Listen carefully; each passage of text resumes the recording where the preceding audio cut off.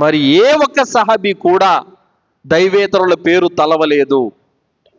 ఆ జబ్బులు తగ్గడానికి, ఆ రోగాలు నయం కావడానికి బహుదైవాల వద్దకు వెళ్ళలేదు.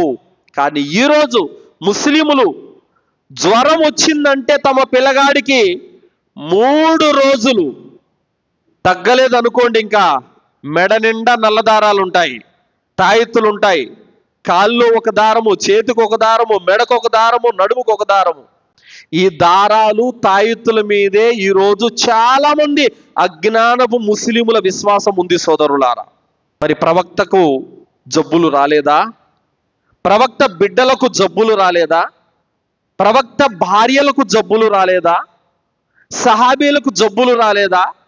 మరి వారు ఏనాడైనా తాయెత్తులు కట్టుకున్నారా? దారాలు కట్టుకున్నారా? లేదు. అల్లాహ్ వైపునకే మరలారు. అయితే అలాంటప్పుడు మనం ఏం చేయాలి?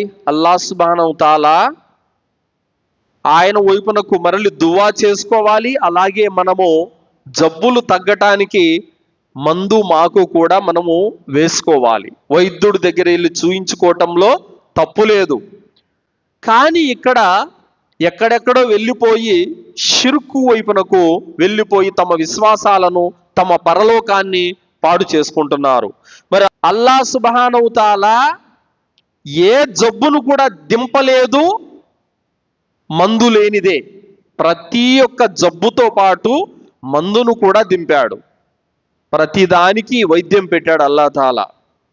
మనము అల్లా ఎన్ని రోజులు ఆ జబ్బును మనకిస్తాడో అన్ని రోజులు ఓపిగ్గా మనం ఉండాలి.